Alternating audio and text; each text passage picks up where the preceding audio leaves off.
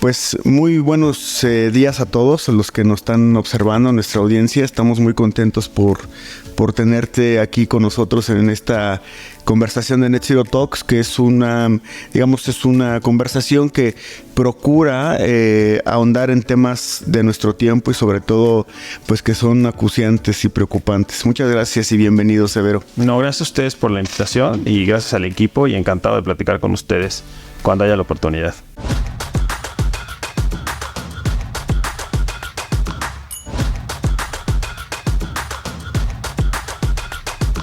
Net Zero Community. Tú eres el agente de cambio. Nosotros, el medio. Severo, a mí me gustaría comenzar desde ya y de lleno con un tema fundamental que nos ayudes a comprender. El rol que juega México en este momento. Voy a tratar de problematizarlo. El rol que juega México en el total de emisiones mundiales de CO2 frente desde luego a los mayores contaminadores, y cómo las políticas actuales energéticas pudieran modificar de manera importante esta contribución. Si tú me corregirás como especialista, me parece que México tiene una contribución del 1.3%, 1.4% al total. Para quien nos escucha y pensando que China tiene el 30 más o menos, esto pudiera ser una muy mínima parte, una muy mínima contribución. Cualquiera diría, oye, bueno, quizás sea una exageración estar reclamándole al actual gobierno y a la actual política que se allegue digamos, más refinerías y qué sé yo. ¿Cómo observas esto y cómo lo problematizarías para que sobre todo nuestra audiencia pueda entender dónde está el punto nodal? Me encanta tu pregunta porque las cifras son interesantes, pero hay que entender bien las cifras en su contexto, ¿no? Y efectivamente, la contribución de México en el agregado, en el agregado de emisiones, si empiezas a pensar en China, en la India, que es la potencia que viene detrás, en Estados Unidos, etcétera, pues suena diluido. Y a veces políticamente se ha abusado de esa cifra. Entonces de repente dices, oye, pero ¿por qué vamos a estar haciendo más nosotros si contribuimos poco? Lo interesante no es verlo así, sino es entender que México es uno de los países más expuestos a las consecuencias del cambio climático. Entonces, no importa si tienes el 1 o el 0.00001, la vas a pagar carísimo. Obviamente tenemos costas. Si tú ves los escenarios que ha planteado el IPCC, ¿no?, que es el panel intergubernamental de cambio climático, los escenarios en los diferentes, con los diferentes incrementos de temperatura, México se puede ver seriamente afectado en toda la parte central y norte, ¿no? Se puede ver, puede ser un país totalmente desconocido a como lo vemos ahora, claro. Y también las costas, pueden desaparecer ciudades enteras. Por eso México no se puede dar el lujo de decir yo no voy a hacer nada porque soy el 1 punto y tantos, porque lo vas a padecer, te guste o no. Si México se sienta y no hace nada, va a padecer. Si México hace algo y empieza a mover y ser el ejemplo, puede generar incluso que otros países en América Central, etcétera, incluso Sudamérica como país líder latinoamericano, pueda empujar las cosas. Entonces, no es sano verlo por el lado de pues cuánto estás emitiendo con respecto a las otras potencias. Otra cosa, cuando tú empiezas a comparar a China, por ejemplo, Estados Unidos con México en las emisiones, hay que hacer la comparación completa. Te digo una cifra que nos permite aterrizar. China el año pasado, de enero a septiembre, colocó más energía fotovoltaica que todo el planeta completo de energía fotovoltaica. Uh-huh. Esa comparación que te estoy haciendo me da risa porque es gigantesca, es brutal. Entonces tú tienes a los chinos contaminando, pero también tienes a los chinos transformando sus industrias. Y también tienes a los norteamericanos que van tarde porque tuvieron y es otro tema que a lo mejor podemos tocar, pero tuvieron una administración que políticamente fue que resistió mucho este tema de cambio climático y se atrasaron. Entonces tuviste el Inflation Reduction Act que Biden está empujando, y no porque haya un corazón verde, sino porque es rentable y porque se están jugando el liderazgo global. Acabamos de venir de una mesa en donde estaba el estado de Querétaro. Y una de las preguntas fue, oye, ¿y cómo le vendes a una empresa que le vas a decir, oye, ¿qué crees? Estás contaminando y ahora te va a costar contaminar. Pues porque hay algo más ahí. Ellos saben, los empresarios, y los que no lo están aprendiendo, que si no transforman su manera de producir, van a quedar fuera del comercio. O sea, van a estar fuera de esta economía que va a surgir, que está basada en tecnologías amigables con el ambiente, etcétera. Se está transformando la industria y el mundo como muchos no se están dando cuenta. Y si tú no empiezas ese cambio ahora, no vas a poder alcanzarlos. China, Estados Unidos lo están haciendo porque saben que el liderazgo global empresarial está en que sus industrias se transformen de acuerdo a las exigencias del cambio climático para poder ser competitivos. Pero fíjate cómo ya nos salimos de la lógica de, oye, es que estamos contaminando y podemos acabar con el mundo. Eso es cierto. Pero si lo quieres ver desde una manera fría financiera, si no empiezas a meter a tu industria nacional, y volvemos a la pregunta que me hiciste, si México no empieza a meter a su industria nacional en esa lógica, México va a quedar desplazado. Porque todo va a girar en torno a eso, los productos, las soluciones, todo. Y no lo puedes hacer de la noche a la mañana. Querétaro lo sabe, Querétaro ya lo implementó, ¿no? Por poner un ejemplo a tierra, ¿no? Hay que tener cuidado con las cifras, me parece. Y en ese sentido, fíjate, me gusta como la idea de introducir todavía una problemática adicional. Has escuchado tú seguramente numerosas veces este argumento que dicen, bueno, a los países que aún no están desarrollados, pues bueno, que todavía no se pueden desarrollar energéticamente como quisieran, pues tendrían que hacerlo en función de su economía, por las economías petrolizadas, ¿no? Que eso es algo que México pues ha sido así desde bastantes décadas. ¿Tú cómo observas esta transición? ¿Crees que la transición a combustibles, digamos, sustentables, de energías verdes, crees que hubiera sido posible hace, 12 años, hace 20 años? ¿Encuentras posibilidades en ese sentido frente a la idea de la dependencia, digamos, de México a la industria petrolera? Hay que echarnos un poco para atrás. La industria petrolera empieza a surgir a finales del siglo XIX-XX y ha tenido una evolución espectacular, ¿no? Es parte de la historia. Medio Oriente, Rockefeller en Estados Unidos, etcétera. Es una industria que movió al mundo, ¿no? Y que le dio energía y que le dio almacenamiento de energía, ¿no? A través de combustibles, claro, para poder pues mover las empresas, etcétera, ¿no? Sin embargo, nos hemos dado cuenta que esa forma de producir, esa forma de consumir, nos puede llevar a una extinción. Punto. Esto ya no es, no lo digo yo, ya no es un tema debatido como lo era hace mucho. Ya hay suficiente evidencia. Si tú analizas, por ejemplo, el último reporte del panel intergubernamental de cambio climático, te puedes dar cuenta que ya hay mucho más certeza. Cuando empezaron esos reportes, los escenarios tenían un nivel de certeza medio, pero conforme han ido planchando en los últimos 20 años, ¿no? Estos reportes, pues hay una certeza mucho más clara, y el último reporte verdaderamente te deja frío, ¿no? Es muy fuerte del impacto que puede tener que nosotros sigamos produciendo y consumiendo como lo estamos haciendo. Eso nos lleva a transicionar en muchos rubros industriales, etcétera. Por ejemplo, desde el punto de vista energético, que quizás es el segmento más aludido en el tema de emisiones, porque es el sector que más lo tiene, y después el de transporte, te puedo decir que hay una revolución.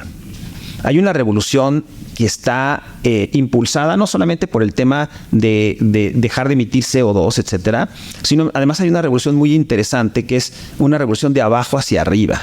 Que pocas veces se trata esto en medios o se ve, que es se está invirtiendo la industria energética. Está empezando, la tecnología está permitiendo que tú puedas ser ya dueño de tu energía, que tú tengas control sobre ella. ¿A qué me refiero?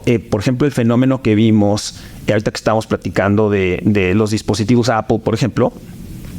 Uno de las grandes revoluciones fue que tú pasabas del disco compacto a estas estaciones como son Spotify, iTunes, etcétera, en donde el gran valor era que tú podías escoger exactamente la canción que tú podías tener. ¿Qué tiene que ver eso con energía? Todo. ¿Qué pasa cuando tú ya puedes producir tu propia energía en tu lugar, en tu casa, por ejemplo, y desconectarte de la red? Pones tus paneles fotovoltaicos, tus baterías, o tienes microredes. Eso ya tecnológicamente es posible. Y más barato. El tema de costos es quizás lo que está ahorita sí es más barato. El problema es un tema de financiamiento. Vamos por partes. Tecnológicamente antes no se podía, ahora ya se puede. Sí es más barato, pero es más barato en el tiempo. Si yo llego a tu casa y te digo, oye, ser autónomo de la red te va a costar tanto, vas a decir, oye, pero tengo que pagar 20 pesos. El retorno de inversión. Si yo te digo, oye, pero estos equipos te van a durar 15 años y hacemos un cálculo, probablemente te va a salir el doble seguir conectado. Pero significa pagar el dinero ahorita. Y tú me dices, es que ahorita no lo tengo que pagar. Entonces el problema que tenemos es un problema de financiamiento. En el momento en que lleguen y te digan, oye, ¿qué crees? Si haces eso, vas a pagar menos de lo que vas a pagar desde hoy. En los siguientes 15 vas a decir, ahí te ves. El momento en que tú dices, ahí te ves y te desconectas, por ejemplo, rompes con la industria. Porque dices, ese impulso de autonomía sobre tu energía es brutal.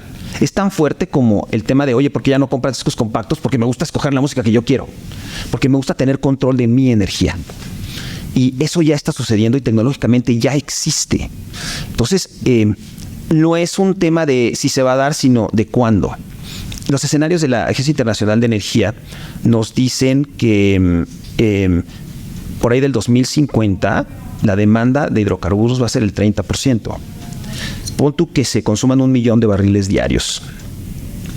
De ese 1 millón de barriles diarios, como el 30% viene de la OPEC, dominada por Arabia Saudita. Eso quiere decir que el productor más fuerte de este planeta, el que puede producir barriles a nada, y además es un caso muy interesante porque ese productor es prácticamente el único que va a sobrevivir una vez que entren todas las políticas de medio ambiente, etcétera, porque va a ser un pecado muy pronto el decir cómo es posible que ustedes hayan quemado gasolina. ¿De veras que quemaban la gasolina? Porque probablemente los combustibles se van a utilizar para hacer materiales, plásticos, químicos. Va a ser un pecado. Y los escenarios que tiene la Agencia Internacional de Energía, que para mí quizás es una de las mejores consultoras que existe, no es una agencia internacional, pero tiene los mejores equipos de prospectiva en el mundo.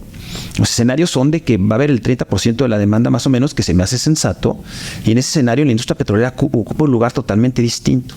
Claro. Si tú no tienes un país petrolero que haga lectura de eso, no es que se vaya a dejar de usar el petróleo, es que va a disminuir muchísimo. Y que comience a dirigir su industria petrolera, no necesariamente al tema de gasolina, sino al tema de petroquímica, en un tiempo muy corto, que no sabemos si es muy, muy corto o corto, puedes quedar totalmente fuera de la jugada y con activos que se llama costos hundidos, ¿no? Con activos que ya no tengan ningún sentido. Entonces, el tema de planeación estratégica para los países en este momento de revolución, fíjate, en esta respuesta tocamos muchísimas cosas. Sí. Una revolución que viene de abajo hacia arriba en el sector energético, el tema de combustibles, el tema de cómo se ve el mercado de combustibles, cómo viene el tema geopolítico de probablemente quién sobrevive en esta transformación, los árabes. Además, algo muy interesante, si hay un país que tiene, y me encanta esto, porque si hay un país que tiene un programa estratégico agresivísimo para transformar al país en energías renovables, es Arabia Saudita. Fíjate qué interesante. Es un país que sabe que no lo van a mover del mercado de combustibles, porque nadie les va a ganar en los precios. Y ellos saben que cuando se acabe este asunto, ellos van a tener la cuota de mercado. Aún así, tienen un plan estratégico para ser líderes en materia medioambiental. Y le están metiendo todos los recursos del mundo, contratando a la mejor gente del planeta. Y tienen metas como, por ejemplo, no sé, tienen un plan 2030, se llama ahorita 2030, y tienen, por ejemplo, quieren ser los terceros productores de vehículos eléctricos en el planeta.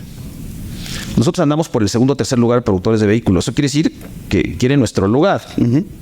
Ahí lo dejo. O sea, esto no está ganado, ni aún estando con una frontera con la que tenemos con los norteamericanos. Entonces, más nos vale hacer la tarea, está aquí, y vamos tarde, ¿no? Como en el fútbol, quizás una de las cosas más difíciles que hacer cuando tú juegas fútbol, si alguien juega fútbol, le gusta jugar fútbol, es alzar la cara, porque vas viendo el balón.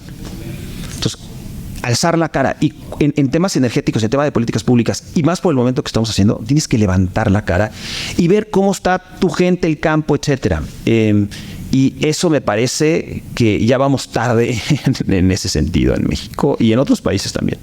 Y en este escenario, ¿cómo ves, cuál sería tu crítica principal, por ejemplo, a la política energética mexicana? ¿Qué es lo que observas en un contexto donde en el mundo todo parece muy complejo, ¿no? De pronto la guerra en Ucrania, lo que está pasando en Israel, hizo que también la industria energética se transformara a la par de la industria armamentística, ¿no? Que incrementa las emisiones y está viendo, digamos, muchísimos movimientos en el mundo en ese sentido. ¿Tú cómo ves a México colocado en un mundo multipolar? Muy complicado. Sí, hay algo maravilloso de la energía y quizás eso me hizo a mí enamorarme de la energía muy joven en la universidad, que era que la energía es altamente compleja. No nada más es, la parte técnica, sino que la energía también es política y van de la mano, porque finalmente dominar el fuego fue clave, ¿no? Casos muy tristes, pero dominar la energía atómica para temas bélicos fue clave en algún momento, para temas de paz fue clave en otro momento, etcétera. La energía es política. Y como es política, a veces siempre vive los vaivenes de la política. Entonces, quizás nuestra primera conclusión de esa pregunta es: nunca vas a disociar la energía de la política y siempre vas a tener esa problemática, porque cuando tú te mueves de una plataforma, si tú cambias de caballos a automóviles, pues los que tenían los caballos no te quieren. Si tú cambias a ferrocarriles, pues, ¿no? Cuando el caso, tocamos Rockefeller, cuando Rockefeller puso los primeros gasoductos, pues los de los ferrocarriles no estaban muy contentos, ¿no? Entonces, la energía, cuando estamos pasando energías renovables, nos guste o no, pues la industria petrolera se va a resistir aquí y en China, como dicen, y en Estados Unidos y en México quizás hubo un tema, en México y en Estados Unidos lo hubo la administración pasada también, que cuando se hiperpolitiza la energía, que de por sí ya es política, se puede perder en la narrativa. Okay. ¿A qué me refiero con eso? Que tú puedes tener un juego político creando una narrativa, ¿no? Con líderes y empiezan a utilizar la política como un tema electoral para maximizar la rentabilidad política, para obtener dividendos políticos. Y entonces las decisiones en energía comienzan a ser en base a qué me va a dar más, qué pienso yo que me va a dar más rentabilidad política, cómo va a ser más popular, etcétera. Y empiezas a tomar decisiones que a lo mejor no son las mejores técnicamente. Suele suceder, y me parece que en México sucedió eso. Se politizó la energía y fue presa de la narrativa. Y además, algo que yo he insistido mucho en medios es que no acabamos de definir algo que tenemos que definir: qué significa soberanía energética, ¿no? Casi me adelanto a algo. Totalmente, sí. O sea, ¿qué es soberanía energética? Y soberanía energética, ¿qué significa, no? Y yo lo he insistido mucho. Soberanía energética significa hacer de las empresas estatales. Sería maravilloso. ¿Solucionas el problema? Todo es Estado. Desafortunadamente, ese no es el problema. Soberanía energética significa tener los insumos correctos en el lugar correcto, con la calidad correcta, al precio correcto. Y tengo una noticia a ti y al auditorio, que es: no existe un solo país que es autónomo. Entonces, si tú juntas, ya la resolví. empresas públicas y autonomía. Son dos ideas muy poderosas, pero muy peligrosas. Primero, porque no existe ni un solo país autónomo. Ni China, ni Estados Unidos, ni lo pretenden tampoco. O sea, no hay manera de que seas energéticamente autónomo. Entonces, es una idea política sobre la que puedes patinar eternamente. Es muy peligrosa. Entonces, algo que le falta a México es definir el tema de soberanía y decir, a ver, soberanía es tener los insumos correctos y bajar el riesgo de quiero tener los insumos adecuados en el momento adecuado, en el lugar adecuado. Y para eso vas a necesitar la ayuda no solamente de empresas estatales, sino también del sector privado. Además, hay una agravante en esto. Si tú me dijeras, oye, Severo, descríbeme con una palabra el tema de medio ambiente. Como con una palabra. Cooperación. No hay manera que resolvamos el broncón que tenemos enfrente de transformar las economías y la forma que producimos, consumimos y vivimos, porque medio ambiente y cambio climático no nada más es, oye, pues que ya sea el coche eléctrico. Tenemos que transformar cómo empaquetamos los alimentos, qué comemos, cómo nos movemos. Es tan difícil lo que tenemos que hacer en un corto tiempo, porque si no podemos extinguirnos. Vuelvo otra vez, no es un juego. Podemos extinguirnos. Es tan complicado esto que si no cooperas no lo haces. Si nosotros hacemos escenarios hacia adelante, con la tecnología que tenemos cubrimos el 50% de las necesidades en los siguientes 30 o 40 años. El otro 50% todavía no lo tenemos completado. Eso quiere decir que tiene que desarrollarse tecnología. ¿Quién? ¿Quién sabe? A lo mejor del Politécnico Nacional, a lo mejor en la UNAM, a lo mejor en una universidad en Beijing, a lo mejor en MIT, a lo mejor en Chile, en África. Es un tema de cooperación. Entonces, si tú tienes una visión que resuelve de forma simplista con una, ya sea todo sector privado o todo el sector público, no vas a llegar a ningún lado. Entonces, otra vez, en el campo de fútbol hay que levantar la cabeza. No está en esta parte donde, por ejemplo, algunos países, por ejemplo, Francia hizo hace poquito declaraciones sobre tener más control estatal sobre su industria eléctrica, era porque asumían un concepto que era fundamental, era seguridad nacional, derivaba de eso. No es más bien el Estado pone las reglas, es decir, no tiene el control total, pone las reglas, no importando qué jugadores estén, pero él es el que pone las reglas. Así es como te imaginas que funcionaría con precisión la soberanía. El caso de Francia es muy interesante, es EDF en particular. Y EDF le tuvo que entrar porque, aunque EDF tiene participación privada, o sea, emitió acciones. ¿Okay? No es una empresa estatal, solamente estatal, bajo el concepto mexicano de nadie puede invertir en las empresas estatales. Emitía acciones. Conceptos interesantes. Ni el sector, ni las empresas privadas son eficientes por sí mismas, ni las empresas públicas velan por el interés público en automático. O sea, las empresas públicas también generan intereses al interior de grupos, etcétera. Claro. Porque tendrías que pensar que por estar en una empresa privada tienes un chip en el cerebro que te hace hacer todo eficiente. O porque estar en una empresa pública tienes un chip en el cerebro en el interés público. Eso es una falacia. Entonces, lo único que te genera asegurarte que la empresa correcta está sirviendo o haciendo las cosas bien es compitiendo. Si es pública y sacan la mejor solución, adelante. Si es privada, sacan la mejor solución, adelante.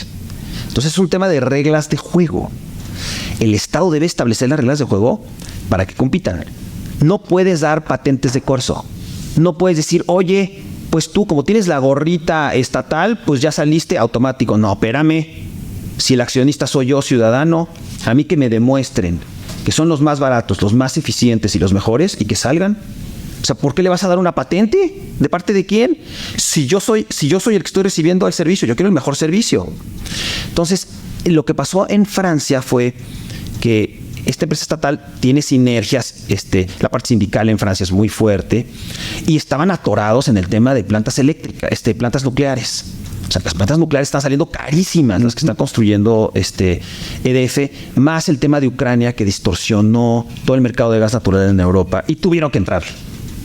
Pero es una situación forzada, no es lo deseable y pues le tuvieron que entrar con el presupuesto público. Y entonces, a ver, hay que ver, oye, ese presupuesto estuvo, ¿qué hubiera sido mejor, no? Que lo destinaran a pensiones en Francia que están a la orden del día, o que lo destinaran a hacer una planta eléctrica que están construyendo en Inglaterra y que está saliendo carísima y que está atorada. Entonces, es difícil y por eso a lo mejor estas conversaciones son buenas porque podemos levantar un poquito las capas de la cebolla para ver realmente lo que está sucediendo.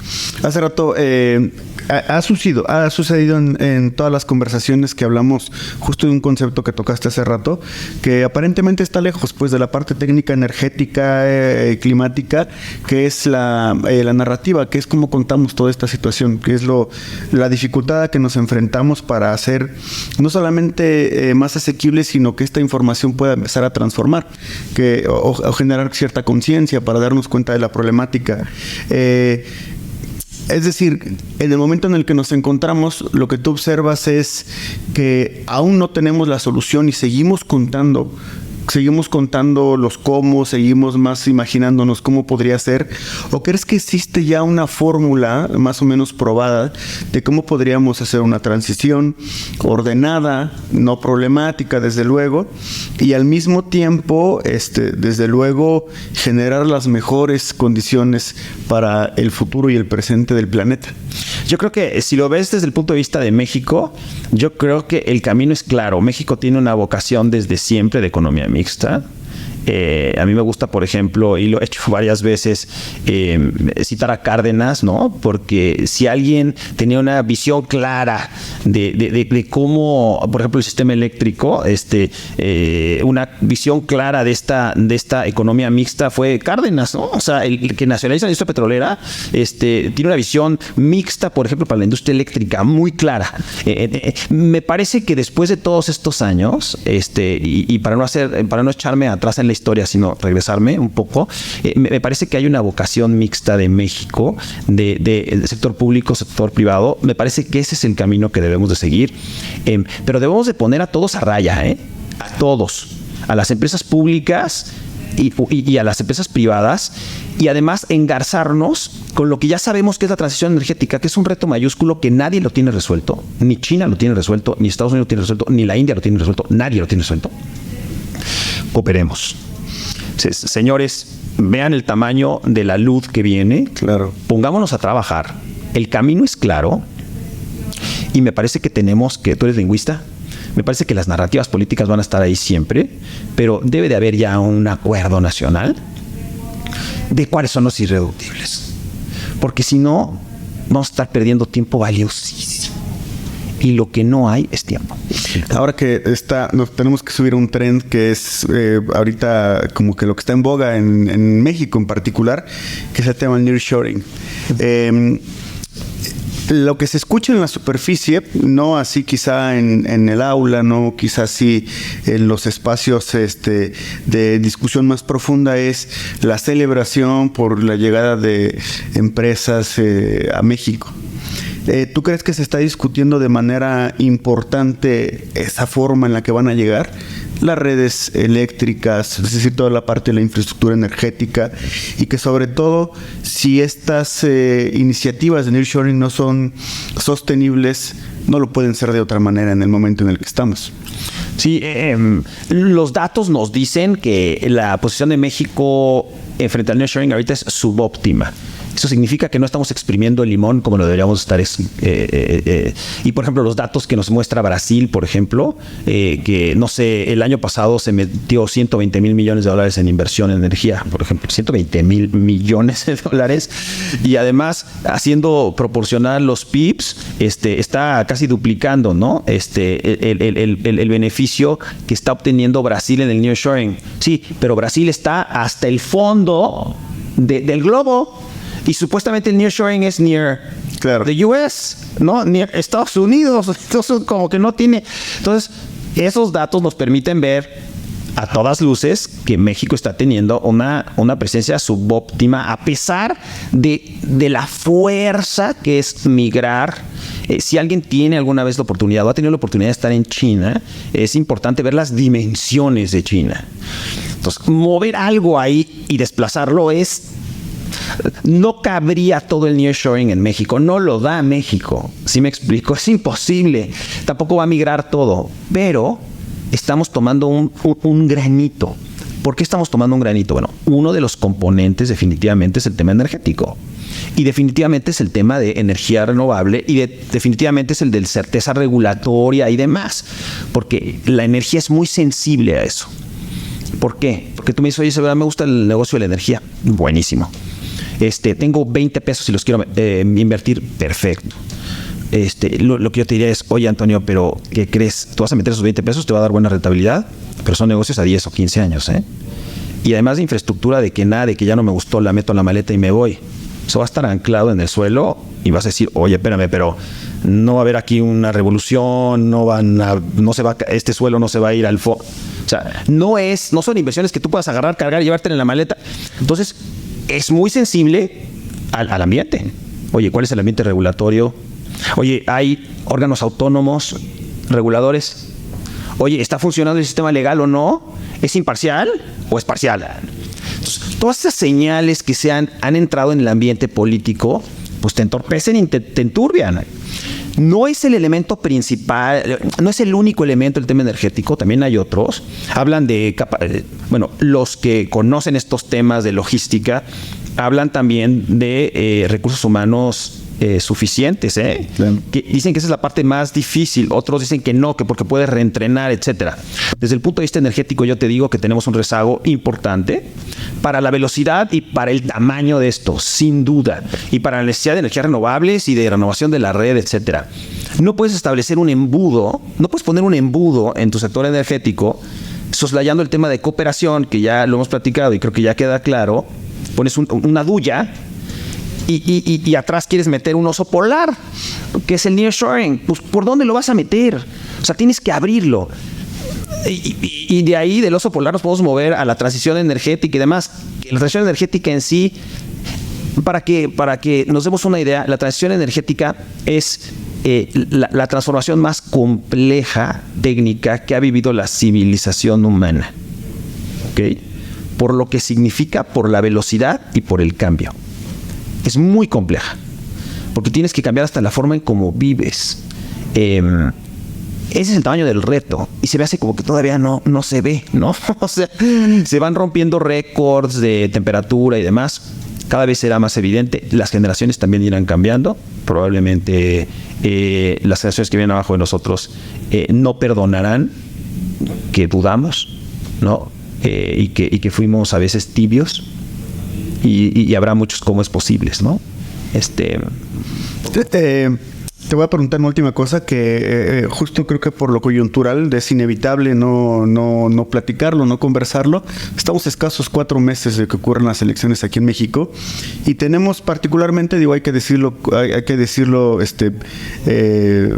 con propiedad. Nada más tenemos 2 posibilidades aquí entre las 2 candidatas y me gustaría ver si tú, por ejemplo, encuentras algo que te preocupe de este rumbo que se va a tomar, porque ambas han esgrimido numerosas veces sus políticas energéticas, o por lo menos tienen una visión sobre ello, y creo que es importante discutirlo.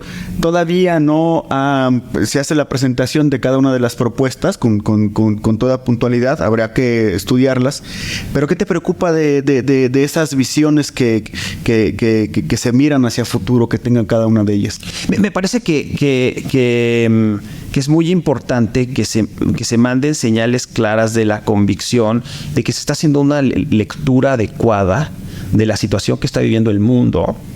Por eso me gusta hablar del mundo, porque a veces somos medio aldeanos, todos. Los americanos son aldeanos y los chinos son aldeanos.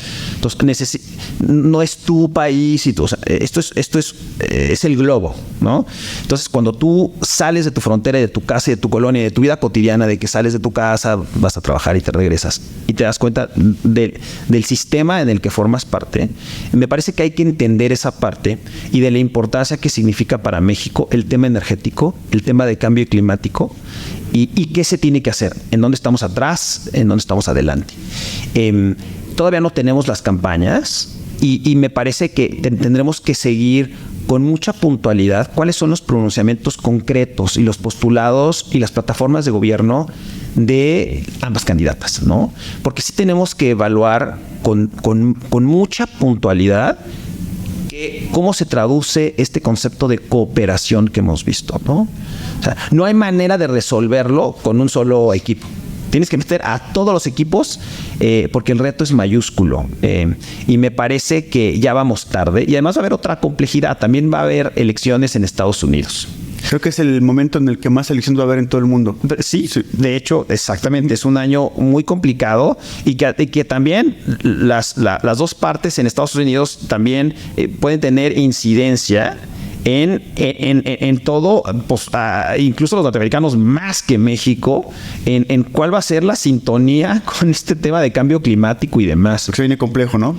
Sí, hay que estar muy atentos y sobre todo me parece que aquí hay que hablar de ciudadanía y de darse cuenta, ¿no? Todos, los jóvenes, los no tan jóvenes, nos tenemos que dar cuenta de lo que estamos viviendo y qué nos corresponde a nosotros. La energía es nuestra, ¿no? Necesitamos vivir un verdadero proceso de democratización de la energía en este tema que tratamos hace algunos minutos, en donde decíamos que se parece mucho a cuando migras al Spotify y al ¿no? Que tú escoges la energía se está haciendo cada vez nuestra. La tecnología nos va a entregar la energía. Tenemos que asumir ese rol y entender qué debemos exigir en las plataformas. Y además empezar a detectar, sin ser especialistas, cuando las soluciones están siendo simplistas. Por eso yo pongo una simple palabra: cooperación.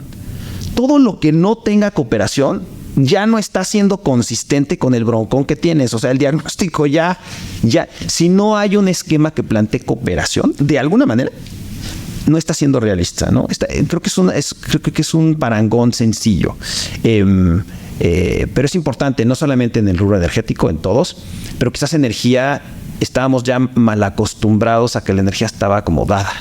Aquí y en muchos lados, En esta nueva revolución de abajo hacia arriba, energética, la participación de las personas, de los jóvenes son clave en esto, porque ellos están mucho más empapados con el tema tecnológico y esto lo sienten mucho más en su vida. Por ejemplo, en tu casa, pues mi familia creció ya con energía fotovoltaica, ¿no? Quizás una de las primeras en México. Pero esas personas ya lo ven como una exigencia de tener energía fotovoltaica incorporada. Y esperemos que eso vaya permeando conforme vaya avanzando la vida y el mundo.